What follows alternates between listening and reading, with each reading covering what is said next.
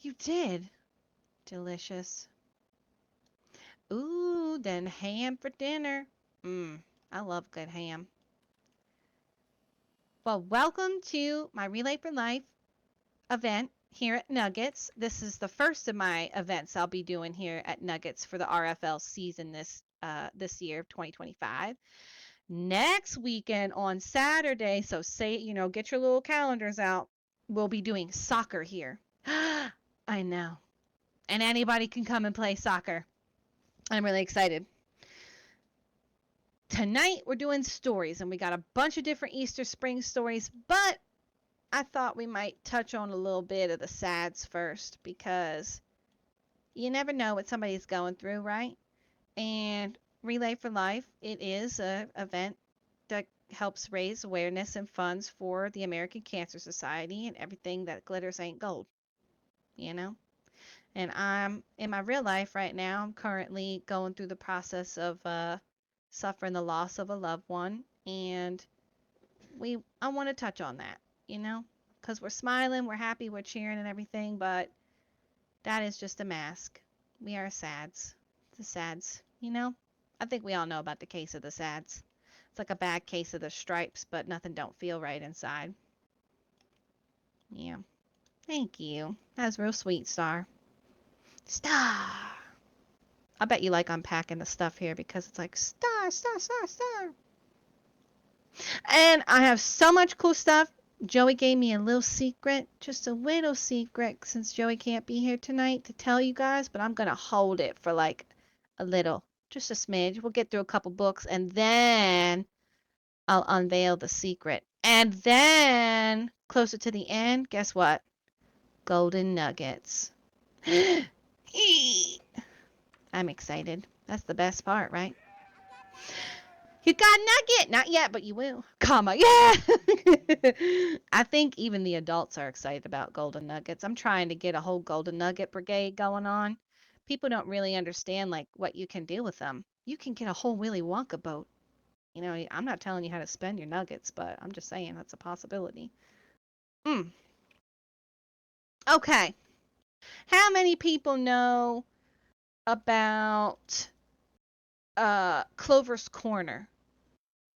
There's a person in SL named Clover Ravenwood, and they are the creator of Clover's Corner. They write and illustrate their own books, and this is a book that they wrote, and they sold this at the Cloudlings event a couple Cloudlings back, and I picked it up, and it's called Beneath the Branches Still Here, an original story written and illustrated by Howlin Zhao Blackwood.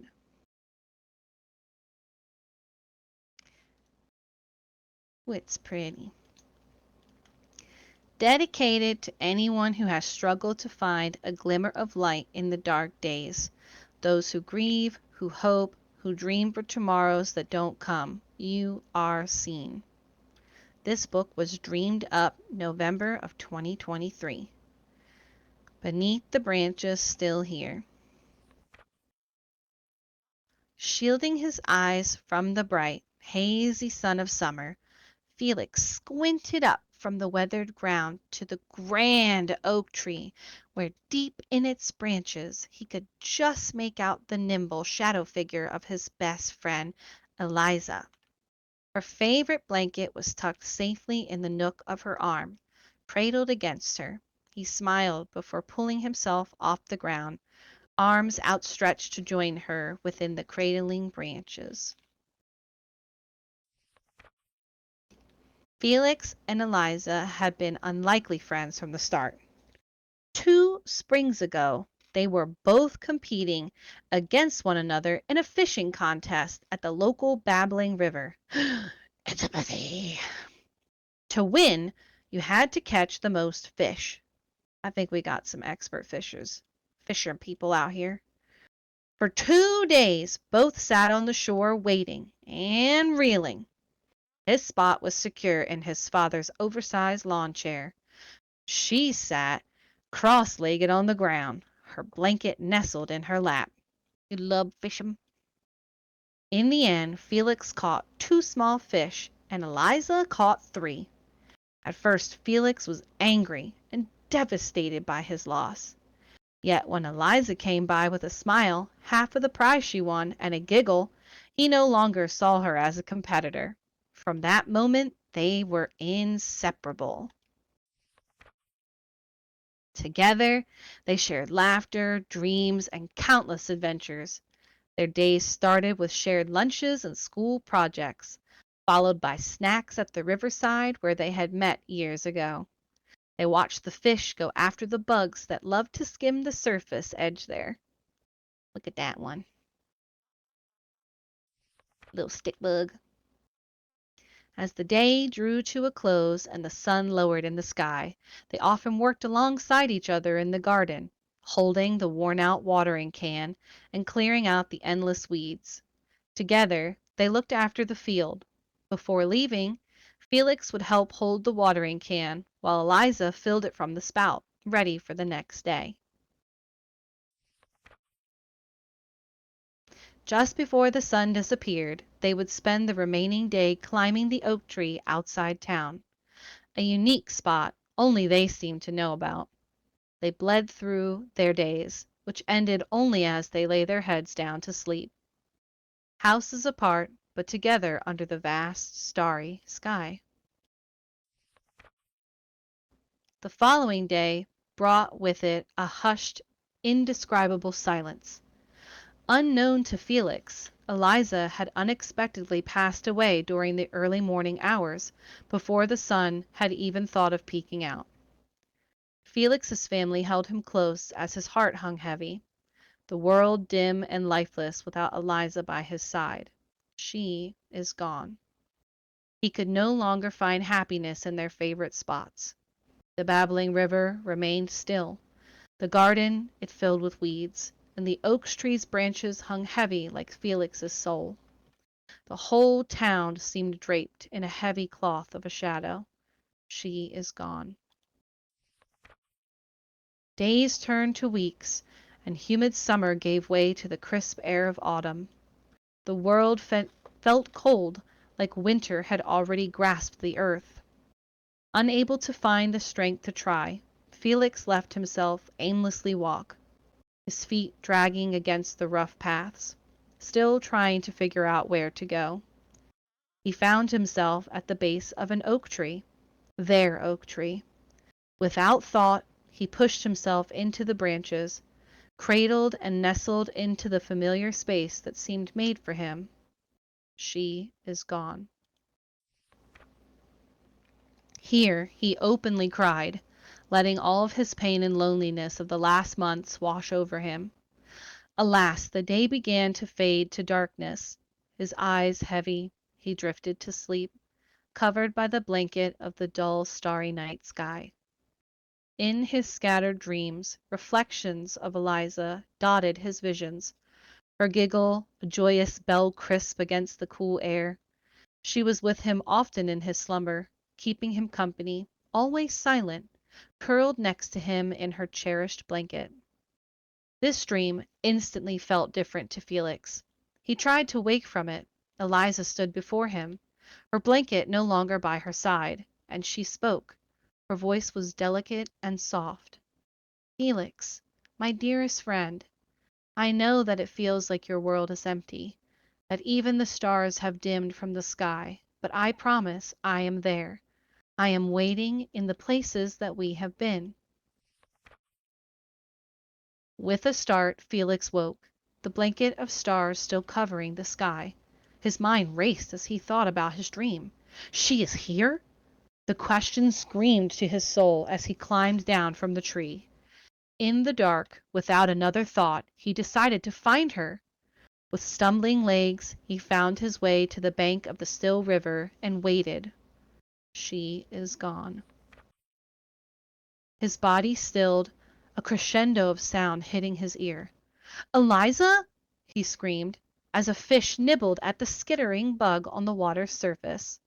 The bubbling water caused a ripple, the light of the moon and the stars twinkling against the tiny waves. He could almost hear Eliza's giggle as the bug darted away in a rush. But she was not there. She is gone.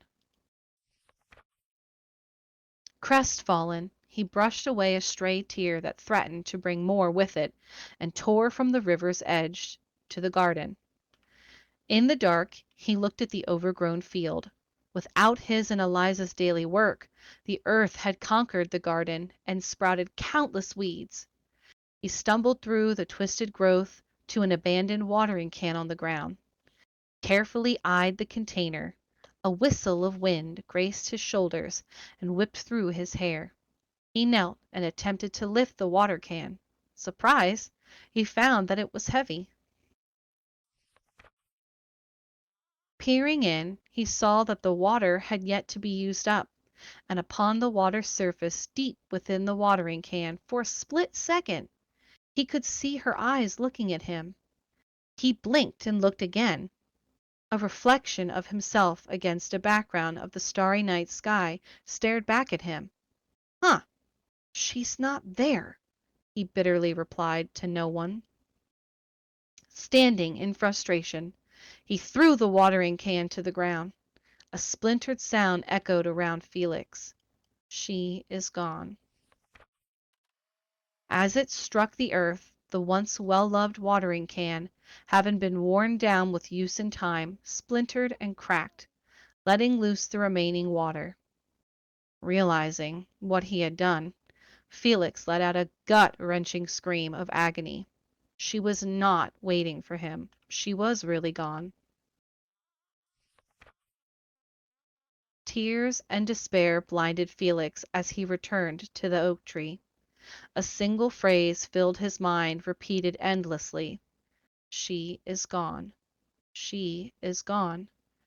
She is gone. She is. The sharp sound of a twig snapping pulled him out of this cycle in his mind. A figure stood at the base of the oak tree. Their oak tree. It was a simple shadow he knew like the back of his hand. The shadow stood, seemingly ready to climb the branches of the grand oak, lit only by the moon and the stars. Felix blinked and moved sluggishly to the weathered trunk, his breath stuck in his throat. She is. As he closed the distance, he watched the figure morph and shift, finally recognizing the shadow for who it was. Eliza's father leaned against the gnarled tree. It is not her. Oh. Felix stopped, a mere step away. The distance was heartbreaking. It is not her. In Eliza's father's hands was a well-loved, worn blanket.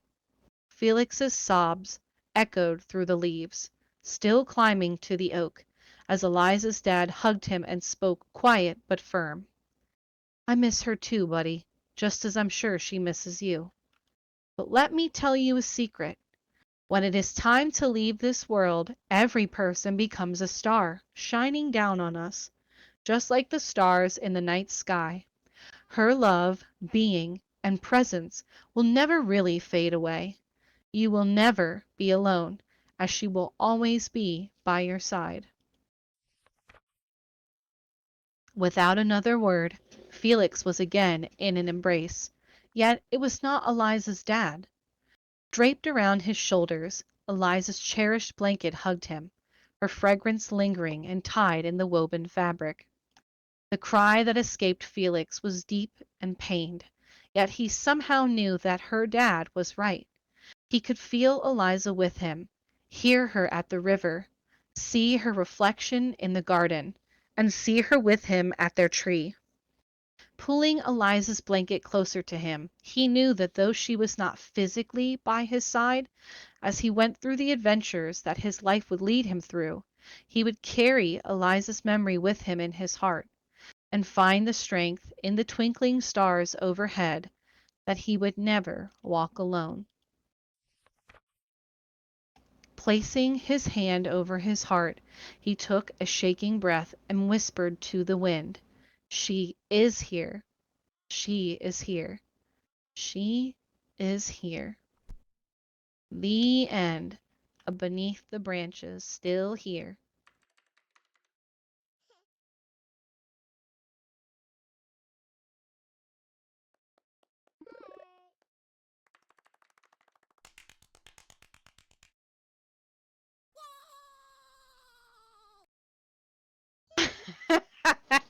Charlie. I feel that. I feel that. Welcome everybody that's just coming in. We started with a sad one tonight. I've recently lost a member of my family in real life, and the best way that I can process this grief would be to talk about the sads, you know? And the best way to do that would be with literature. That's what we do here. I read the stories, and sometimes you gotta read the stories about the emotions in order to know how to process them. Crying wasn't on my bingo card for this month either, but here we are. If I thought I cried for the people on TikTok, good and bad, my gosh. I'm doing enough of that for me right now. Ay, ay, ay. Thank you for sitting with me in the sads. Means a lot. Yeah. Big hugs, big hugs. Now we got crying ain't easy, that's for sure. You got that right, babe. Ah, thank you, Bethy. It does. That's right, Delolo. It does heal.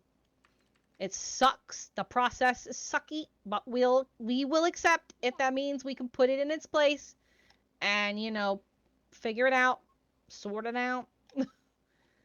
Mm-hmm. Gotta get a little wipe. Gotta get a little wipe and a little bit of water. Now we're gonna get into the springs. Now we're gonna get into the spring, and let me put some pep, okay, into everybody's step, right? So, oh, I'm so sorry. I'm so sorry to hear that, Dololo. I'm sending you all the hugs and the love.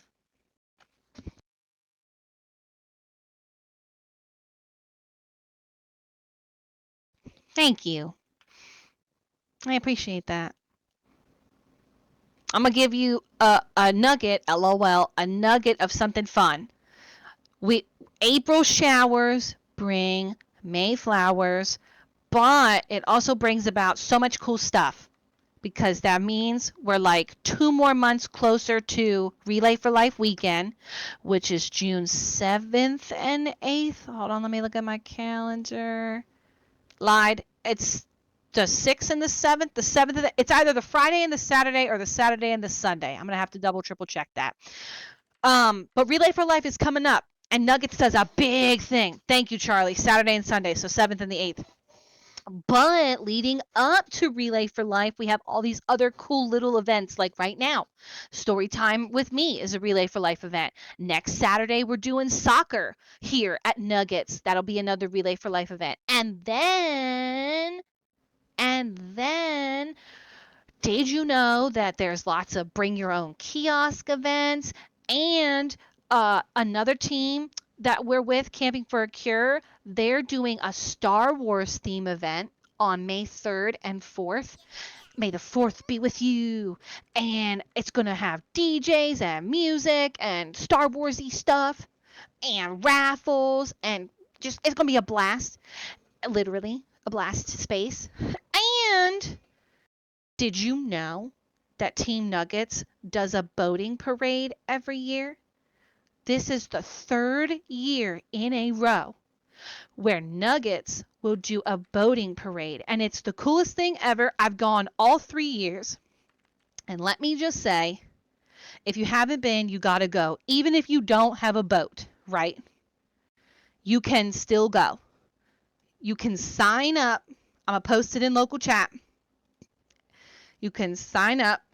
Oh, Bandit, you got to see if you can go. This year's parade is, let me see, May 24th. All right, let me write this down in local chat. May 24th, which is a Saturday, from 11 a.m. to 2 p.m. SLT. I got to measure my boat too, because this year's path is different than the year before and the year before that. And so you can register on that Google tiny URL that I posted in the chat. You can register as somebody that's gonna have your own boat that you want to drive with your friends, which kids are allowed to drive their own boats, just so you know. Or you can register as I want to go, but I don't have a boat. Can I be a passenger with somebody?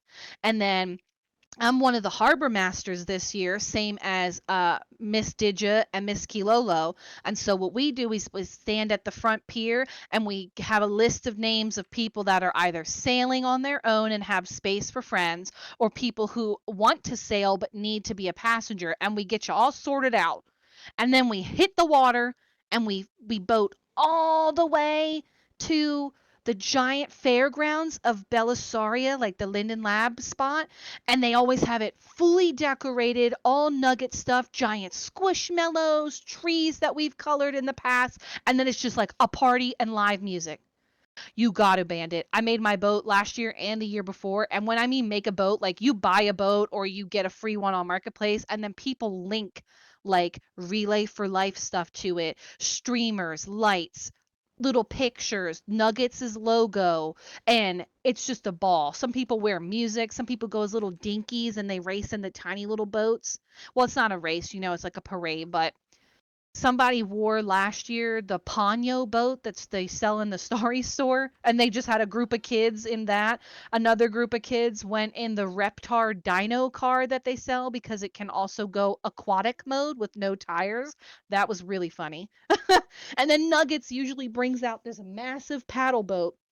And it's cute because it's like tiny Joey and tiny Killy at the helm of the wheel. Really little. Yeah, well, when I first linked stuff to my boat, I had accidentally forgot to stop the script from running. And the whole boat just separated itself on the platform I was working on. And I was like, okay, I'm gonna have to delete that. Start again. I need to do my new boat for this year because all of the stuff is different. Like this year's theme of Relay for Life is the magic of hope. Okay, Star, have a good din din. Thank you. You're welcome. I'll have this on YouTube later, so if you want to watch the rest of the stories, you can check it out on YouTube. I post all my story times on there. But yeah, it's gonna be a great time. I'm looking forward to it. I gotta update all the logos and put them on my boat.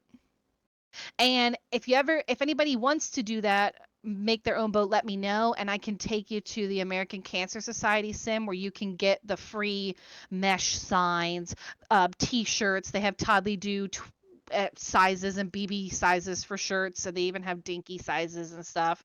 And it's all free. You just click it and get it. That's how you get the kiosks if you want to start getting monies that way. Bandit Shifty on. I could take you. Yeah, I will take you.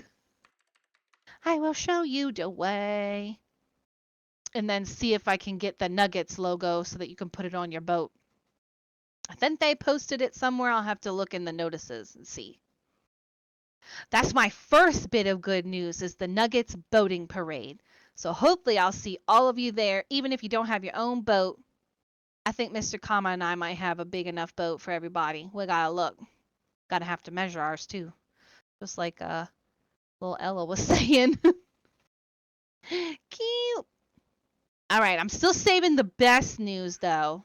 We'll get into the Little Lamb and Henny Penny, and then after Henny Penny, I'll drop an egg on the crowd. Okay, so just you wait. We're gonna learn about the Little Lamb from the Phoebe Dunn collection, and this is really cute. So that first book was made by somebody in SL, but all these other books, I own them in real life. And so I took all the pictures of these books, and then Kama makes them look much nicer than how I took them. And he slaps them on all the pages.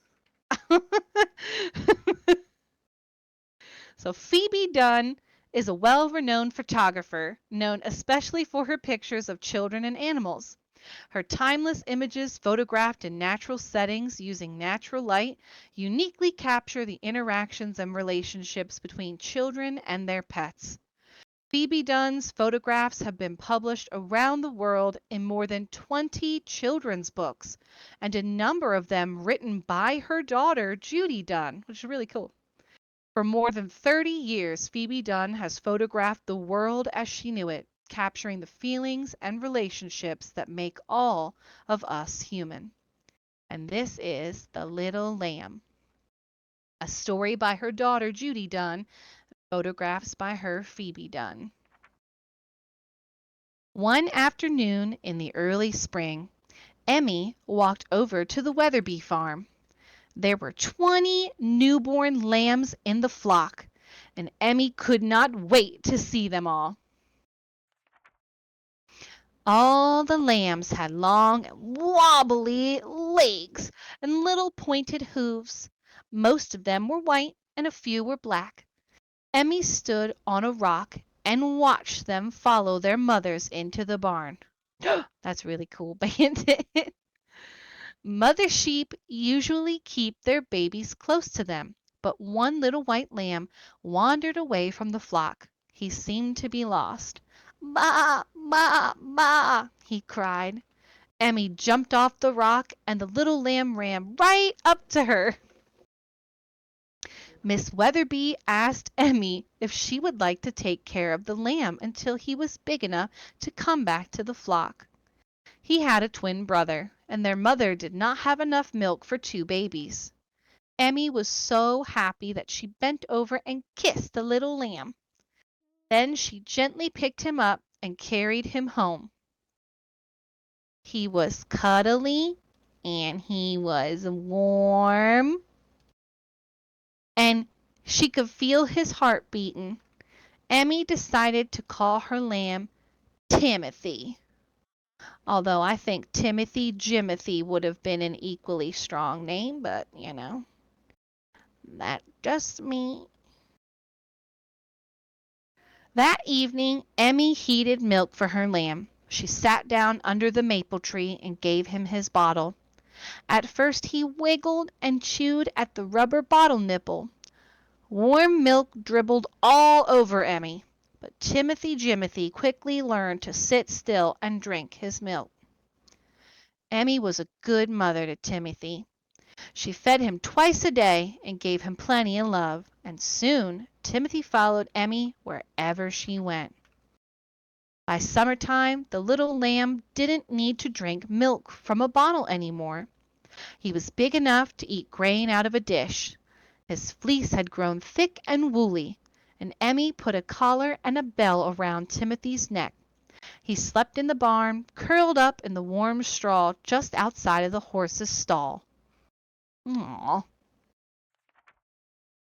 On sunny summer days, Emmy and Timothy went to the fields together.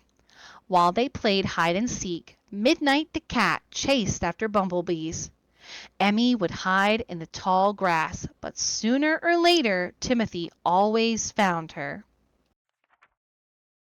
When Timothy was tired, he plopped down to rest on Emmy's lap. Look how cute the little baby is. Oh, goodness. That's animal therapy right there. Sometimes Emmy liked to make dandelion chains and pretend that she was a princess. The only trouble was that Timothy, well, he would eat the dandelion necklaces. When Emmy wasn't around to play, Timothy always seemed to get into mischief. He would rub his back against the sheets on the clothesline, or jump into the laundry basket for a nap. One morning, Timothy tipped over a basket on the porch. Bumpity, bumpity, bump. A whole bushel of apples bounced down the stairs. Oh, Timothy. Then Timothy scampered into the garden. He ate all the tops off the radishes and trampled upon the lettuce plants. After that, he started eating the primroses. Emmy found Timothy hiding behind the house, full of vegetables and flowers, and feeling quite sick.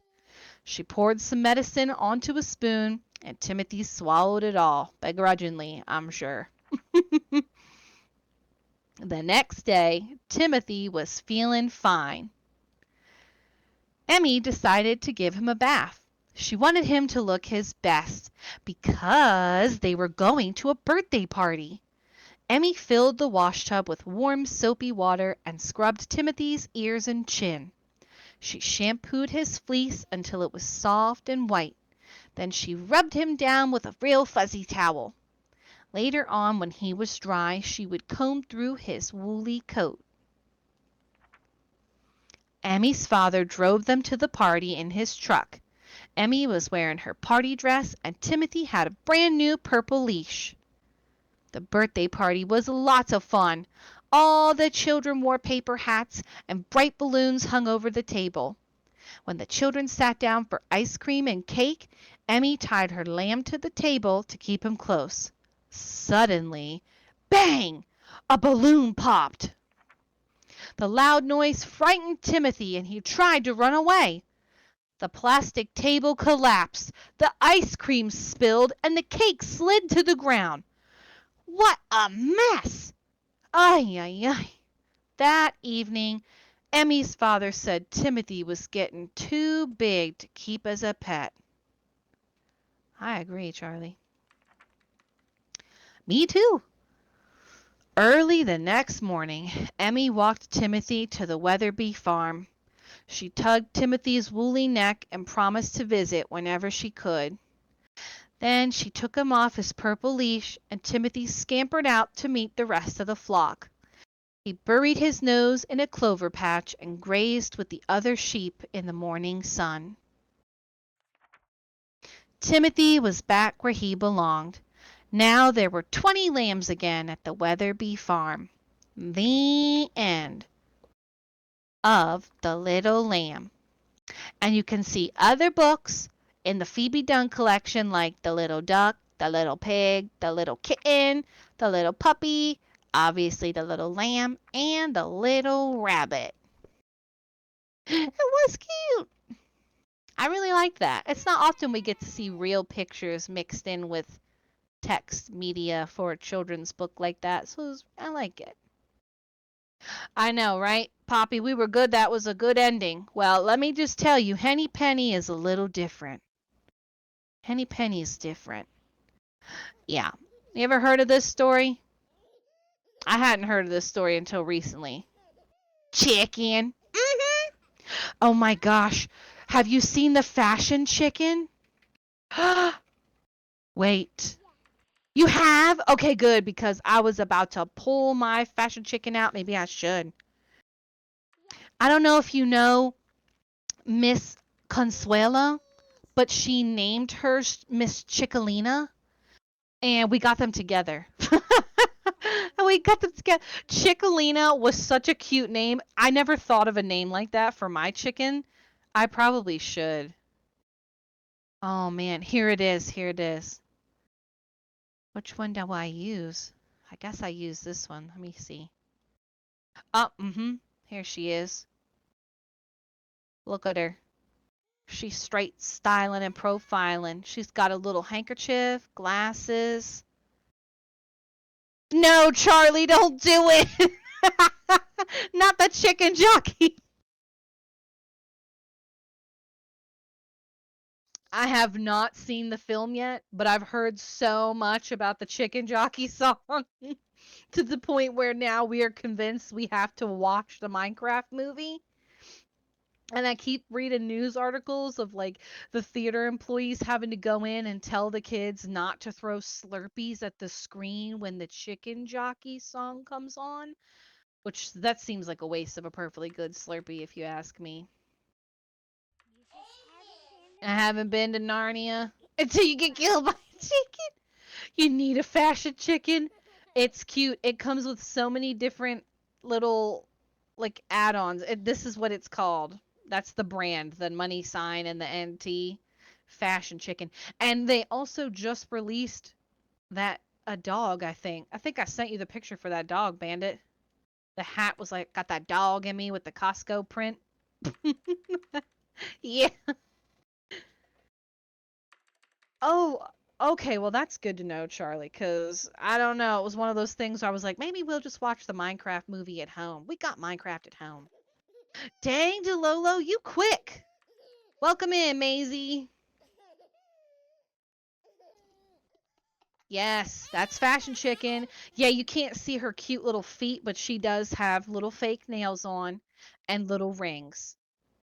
And it's just, I never thought about a chicken being a styling and profiling like that. Wow! Welcome in, welcome in. You haven't missed too terribly much. If you want to keep up with me outside of the grid, you can join. I got a Discord, I got a Facebook page, and my YouTube channel is all on my link tree there. And then if you have in-world group space, you can join the Ribbit Readings group. I have a frog bog on mainland. And I usually try to host stories there. I usually host them everywhere else, to be honest, but I want to do more at the Frog Bog. I recently just reshaped my frog museum that's on mainland, and I add new stuff all the time. I even have like a little news section. And if you're a BBB passport stamp hunter, I have 2 stamps at that location. And if you're not a stamp hunter yet, but you want to learn more, have no fear. I will be doing another passport stamp event in the near future and helping people get set up for collecting stuff. Cuz I love a good collection. Yes. I can definitely help you do that. I love that kind of stuff. I try to have, well, we'll have another stamp this year for Relay for Life. And and Mr. Kama's really big on the penny press. So eventually we'll be putting a penny press at the bog. Yay! I know, right? It's about time, you know? We always do pennies for the Relay for Life event. We got Nuggets pennies to collect. We got Camping for a Cure pennies. Yes, Chloe, you have to. It's so fun. I love stuff like that. And then after this, I'll tell you about another fun thing. That'll be my real big secret. Super secret from Joey. A Jenny penny? You know what? That would be so cute. We should just make a Jenny penny. Come, I'll write that down. I'll write that down. Make a Jenny penny. There you go. You've been wanting to do the passports? I know, right? And the next thing I'm going to do, other than, that would be the butterflies thing. Because I scribble furiously. I love butterflies hunting. Love it. He's silly. I think one of these days we got to switch. I'll hold the camera and he can read stories. I'd like to hear that. Oh, that gave him a chuckle. I got him to read that book with no pictures once, but I guess that was just the one and done, huh? Oh my gosh. We have fun. Well, we try to at least. You have. That's true. Maybe next time. Maybe on soccer time. We'll get you to do something funny then. You could sing the Axolotl song. Emphasis. All right, let's learn about Henny and her penny, Henny Papenny, the chicken that actually was pretty fashionable. Like, that's what I named my chicken, Babushka Bean. Yes. She's got a little headscarf on. Been on your mind since my last event? The soccer event? Or what? Oh, the Axolotl song? What's the new song that I was singing for like 3 days straight? Poisson Steve. Have you heard that one? Oh, man. Well, we got you guys obsessed with the Axolotl tune. We'll definitely, at the end of story time today, we'll get you obsessed with the French fish named Steve song. It's a short, like couple second long jingle, and it's real catchy. It did not help that 2 days later, I went somewhere and there was a real axolotl. Okay, Ella, that's fantastic. And I'm sure you were looking at it like, there's an axolotl on the front stair. Charlie, all right, we'll have to get Charlie caught up at the end of story time. Don't worry, we can do it again, I promise. I promise. We'll do that and the fishy. Education station. That's right, Maisie. Okay, Henny. Po Penny. She's fashionable. She's a chicken. And let's go on an adventure with her. Chicken. One day, Henny Penny went into the woods to search for nuts. A big acorn fell from a tree and hit her feathered head. Cluck, cluck, cluck, cluck, squawked poor Henny Penny. Oh, goodness! The skies have fallen. Surely I must go and tell the king. So she hurried along, and in a little while she met Ducky Lucky. Quack, quack, quack, quack, called Ducky Lucky. Good morning, Henny Penny. What are you doing on this fine day? Oh, dearie me, Ducky Lucky, cried Henny Penny. I was in the woods gathering nuts, and a piece of the sky fell on my feathered head. I'm going to tell the king that the skies have fallen. Ah, what a dreadful thing! Quack, quack, quack, quack, exclaimed Ducky Lucky. May I come along with you? Certainly, said Henny Penny. We'll both go and tell the king. So they hurried along, and whom should they meet next? Goosey Lucy. Honk, honk, honk, honk, called out Goosey Lucy. What are the two of you doing this fine day? Oh, dearie me, Goosey Lucy, cried Ducky Lucky. Henny Penny was in the woods gathering nuts, and a piece of sky fell upon her feathered head. And now we're on the way to tell the king that the skies have fallen. Oh, what a dreadful thing! Honk, honk, honk, honk, exclaimed Goosey Lucy. May I come honk along with you too? Well, certainly, said Ducky Lucky. All three of us will go and tell the king. Oh. So they hurried along, but whom should they meet but Gander Lander? Squonk, squonk, called Gander Lander. What are the three of you doing on this fine day? Oh, dearie me, Gander Lander, cried Goosey Lucy. Well, you see what had happened was Henny Penny was in the woods gathering nuts, you following me? And a piece of the sky fell upon her feathered head. And so now the three of us are on the way to tell the king that the skies have fallen. Oh, well, that's a dreadful thing. Squonk, squeonk, squonk, exclaimed Gander Lander. May I come along with you? Certainly, said Goosey Lucy. And you know what? All four of us can go and tell the king together. Oh, okay, cool. So they hurried along, and who do you think they met next? We got Henny Penny, Goosey Lucy, Gander Lander, somebody else, and now we got Turkey Lurkey. Not to be mistaken with Turkey Jerky, okay? So they hurried along and they met Turkey Lurkey. Gobble, gobble, gobble. Gobble, gobble, gobble, gobble, called Turkey Lurkey, stretching out his long neck. Where are the four of you going this fine day? Oh, dearie me, Turkey Lurkey cried. Gander Lander said, now Henny Penny was in the woods, right, gathering nuts. And then she was saying, I think it was a piece of sky that had fallen out onto her feathered head or something like that. I'm not sure. And now we're all on the way to tell the king that, well, you know, it logically being the skies have fallen. Oh, what a dreadful thing. Gobble, gobble, gobble, gobble, exclaimed Turkey Lurkey. May I come along with you all?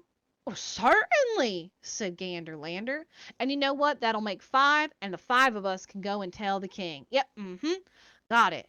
So they all hurried along, and whom should they meet next?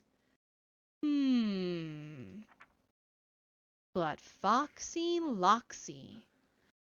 Good morning to you, my pretty little friends, called Foxy Loxy, smiling shyly upon them all. Where are the 5 of you going this fine day? 1, 2, 3, 4. Yeah, that's 5. Oh, dearie me, Foxy Loxy, cried Turkey Lurkey.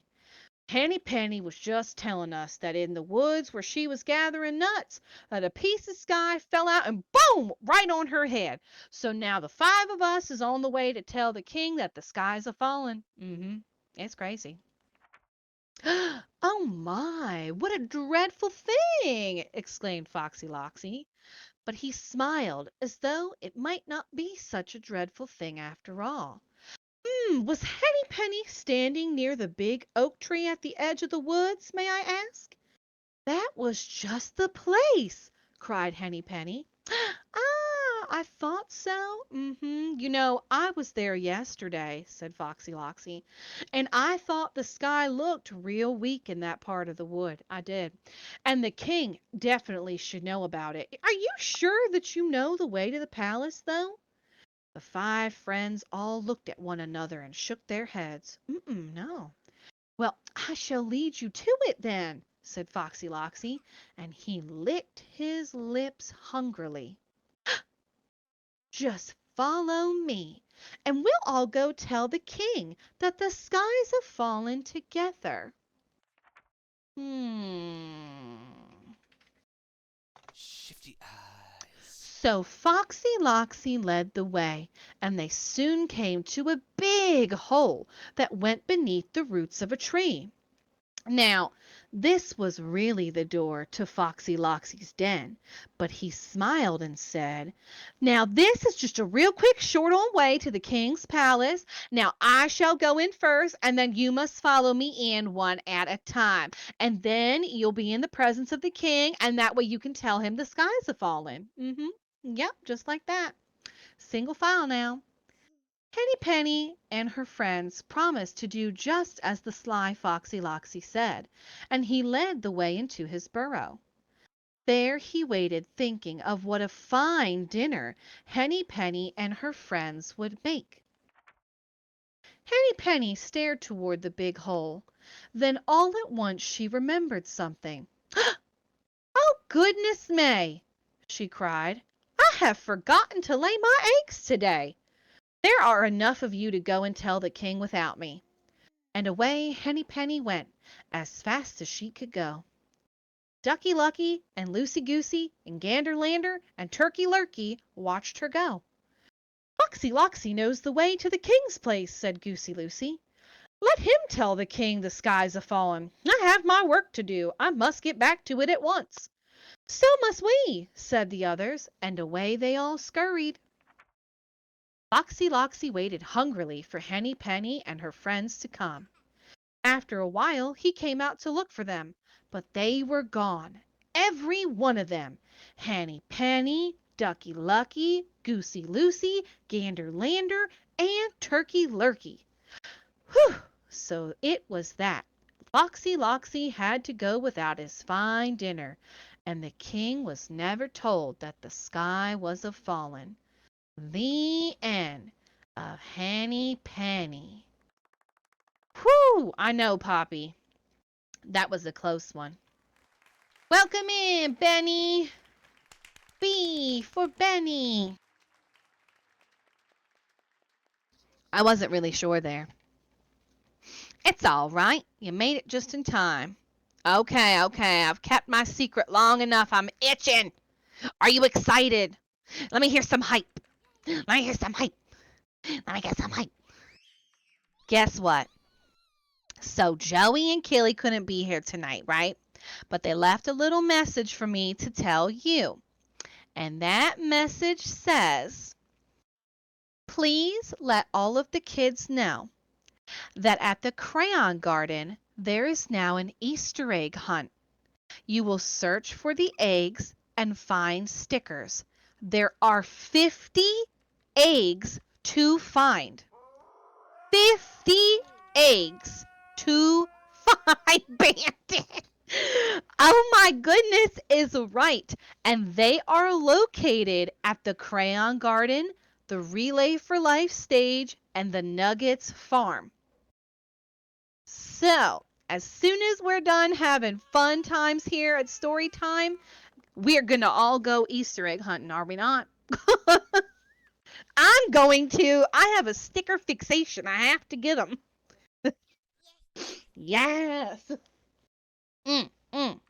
All the stickers. That's right, Maisie. Wasn't that worth the wait? It was so hard not to just tell you guys right off the rip. Oh, it hurt. I was like, I will tell them.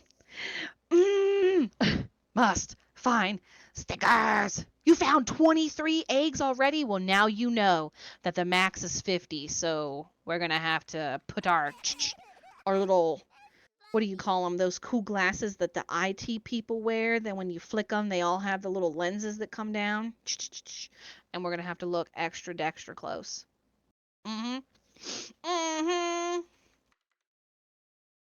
But before we close out our stories, we got 2 more books, golden nuggets, and some songs. And then we can do the hunts. We can do the hunts and the songs at the same time, though. That's the best part. Yay! Yay! Give me 1 second. I'm going to take a little drink, and then we're going to get into the Easter.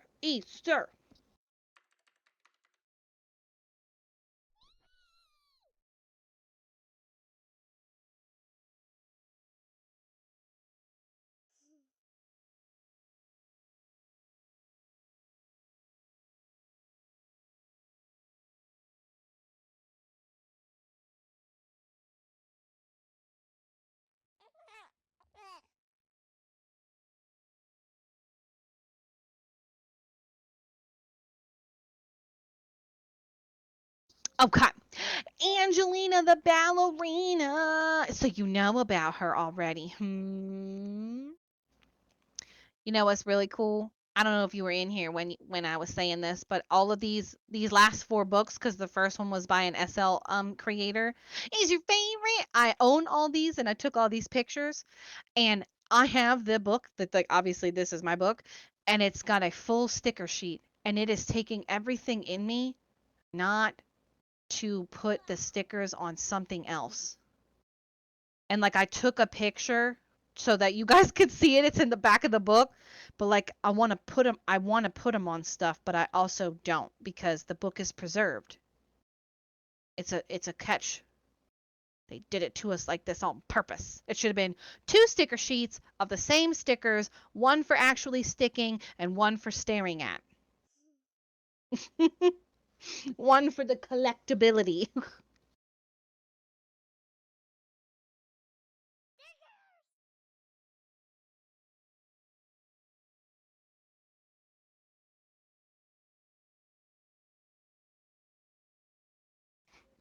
Ooh, that's a good idea, Bethy. I might have to do that. I have a sticker book. I got it at an anime convention where you can like take the stickers and put it on like a sticker backing, but it's in a book. It helps make the hurt less when you move a sticker somewhere else.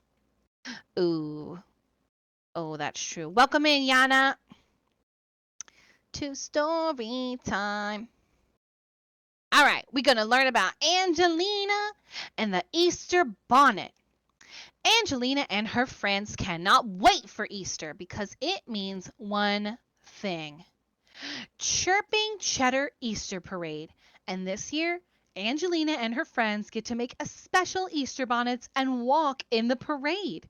But the night before the celebration, Angelina's little sister Polly leaves Angelina's bonnet outside to dry, and a storm passes through. Angelina's bonnet is ruined, and so are her plans to walk in the parade. Can Angelina and Polly find a way to make another beautiful bonnet before the start of the big parade?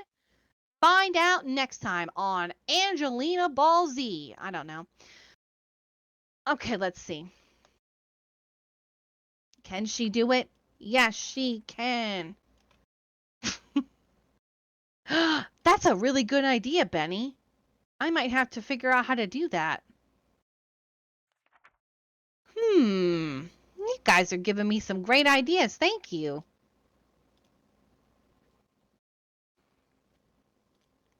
Where's my picture? Reset. I can't see. Everything is blurry. Not for me. Oh, here we go. Angelina and the Easter Bonnet, inspired by the classic children's book series by author Katharine Holabird. I'm going to write this down, Benny. I'm going to write this down. Hold on. By writing this down, I mean sending it to Mr. Comma and I am, so I don't forget. Angelina and her friends were very excited. It was almost time for the Chipping Cheddar Easter Parade. This year, all the little mouselings at Miss Lily's ballet school were invited to join the parade. Even better, after the parade, they were performing their very own dance to celebrate spring. The poster out front of the ballet studio read, "Come one, come all, Chipping Cheddar's annual Easter Parade." The day before the parade, Angelina and her friends went to the ballet school to rehearse their dance with Miss Lily.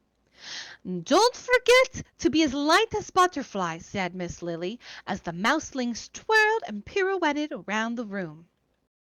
At the end of the rehearsal, Angelina and her friends raced out the door to Miss Thimble's store.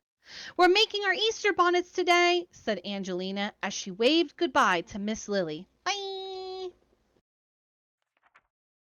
Miss Thimble's store had a wonderful collection of ribbons, sequins, beads, and feathers, and the mouselings had lots of fun choosing all their special decorations. "Good luck with your Easter bonnets," said Miss Thimble as she packed up their purchases. The mouselings raced each other back to Angelina's house. They could not wait to get started. Angelina and her friends worked hard all afternoon making their bonnets. Angelina added lots and lots of glue. She didn't want her fancy decorations to fall off during the parade. When she finished, she carefully set her bonnet on the kitchen table to dry. "Don't worry," said Mrs. Mouseling. "It will look much better tomorrow. When the glue dries and it's clear." A few minutes later, Angelina's little sister Polly skipped into the kitchen and saw the bonnet. Thought Polly. "Angelina's bonnet is so goopy, it won't ever dry in time for the big parade, but I know just how to fix that." Polly picked up the bonnet and put it outside on the windowsill in the sun. "Ah, thank you, sunshine," said Polly. That night, while all the mouselings were fast asleep, a thunderstorm blew into the Chipping Cheddar. There was lots of rain, and a big gust of wind blew Angelina's Easter bonnet off the windowsill and into a puddle. Oh no. The next morning, Angelina searched all over the house, but she couldn't find her bonnet anywhere. Finally, she looked in the garden and saw the bonnet covered in mud. "Oh no!" cried Angelina, bursting into tears. When Polly came downstairs and saw what happened, she started to cry too. I only wanted to help," Polly wailed. At first, Angelina didn't want to forgive her little sister. "Now I don't have anything to wear," Angelina complained. Slowly, Angelina dried her tears. She could see that Polly was really, truly sorry. "It was a pretty soggy bonnet anyways, I guess," Angelina said, looking out the window. "I have an idea for a better one. Follow me." The two sisters raced down the road to Miller's Pond. "Look," said Angelina, pointing to a field of daffodils, daisies, and wildflowers.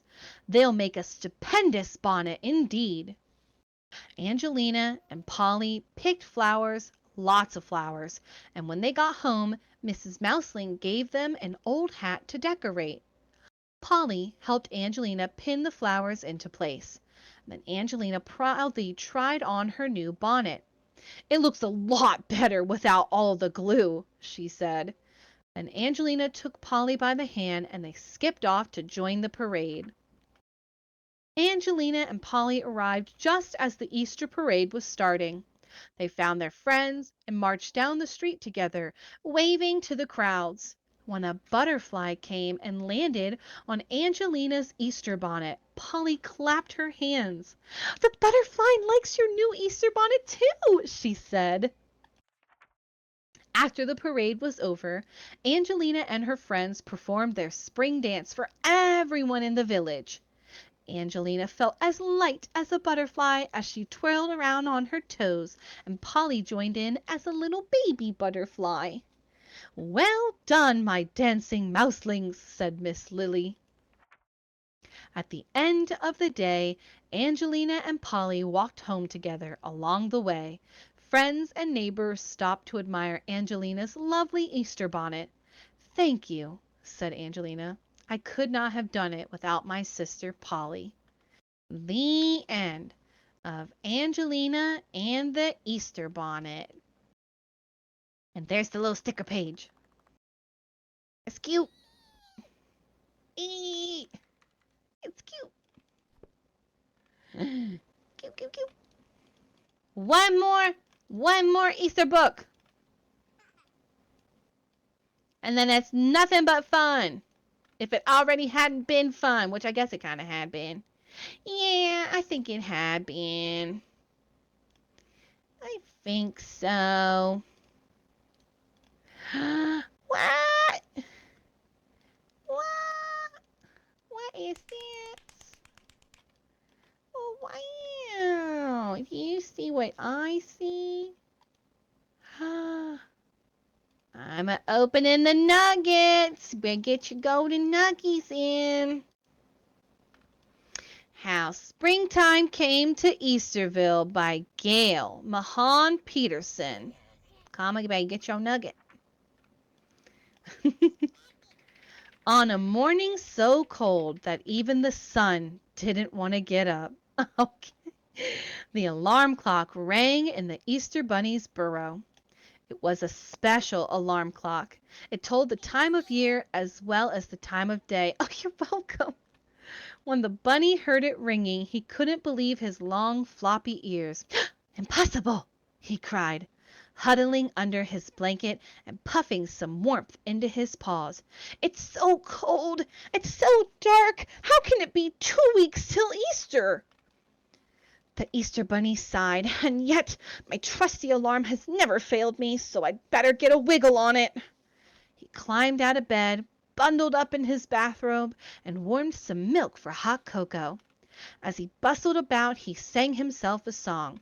"Oh, oh, oh, spring is here, and Easter too, and Easterville has lots to do." Singing wasn't really easy for him.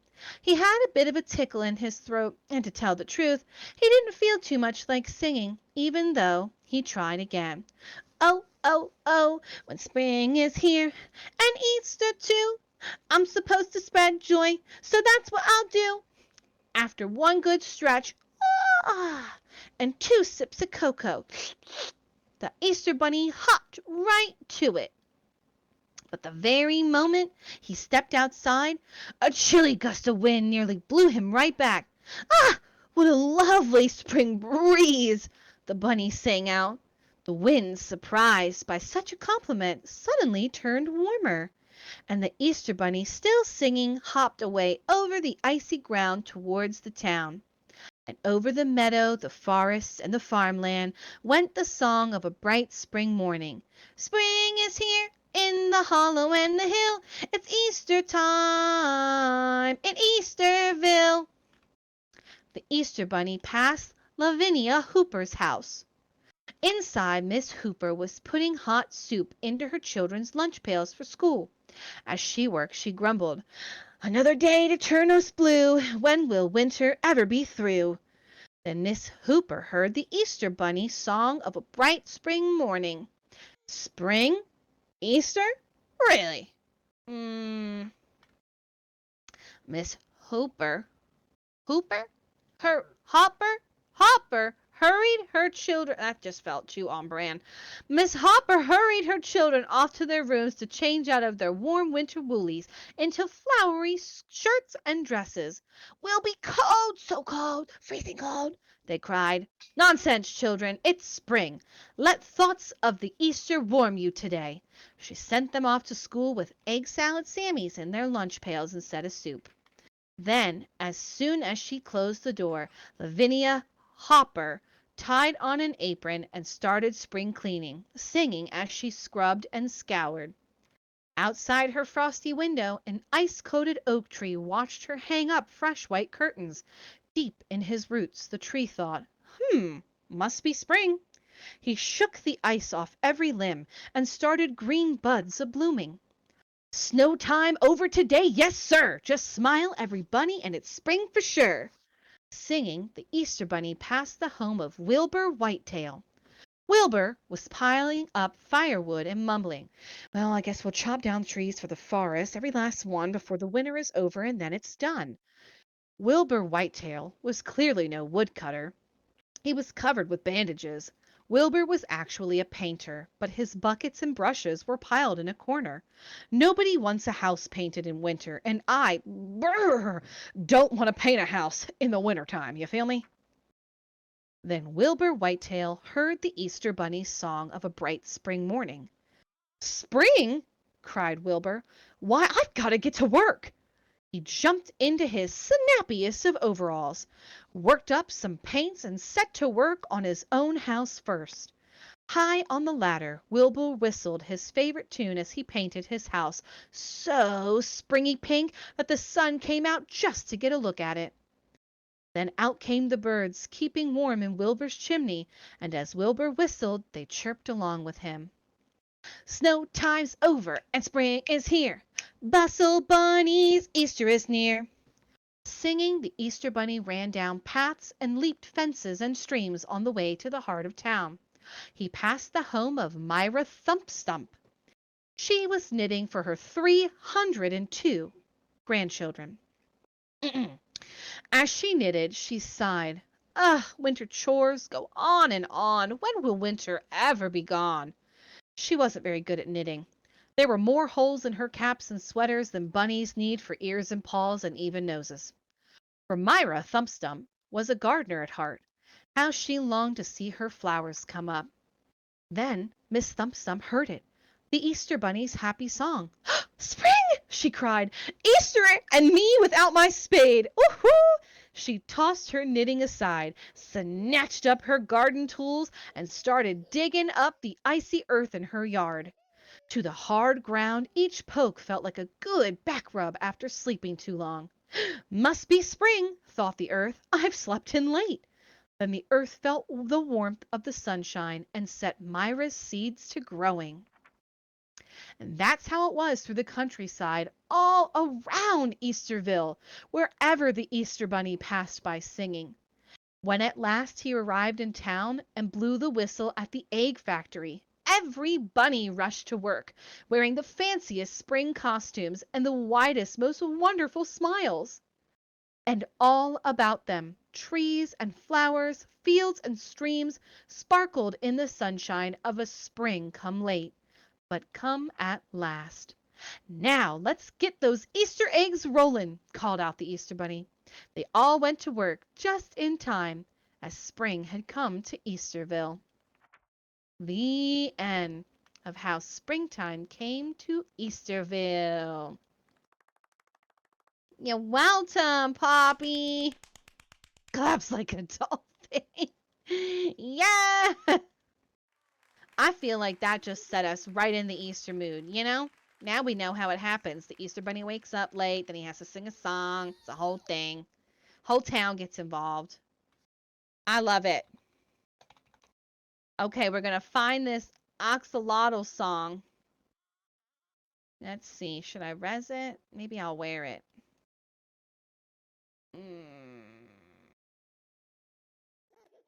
Can't remember which one liked me. You know that song. Okay, where is it in my hand? Here it is.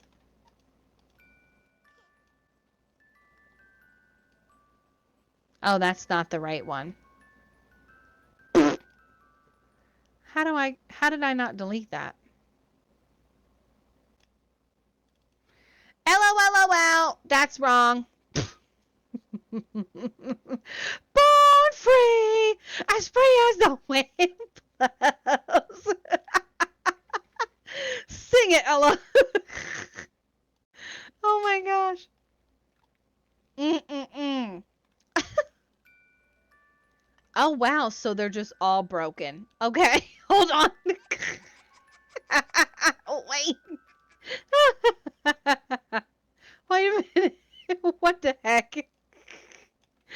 We just went through this. Maybe I need to res it. Nope, the res one plays the Born Free song too. What happened to my axolotl tune? Shaking my head. Bye, YouTube. We'll see ya.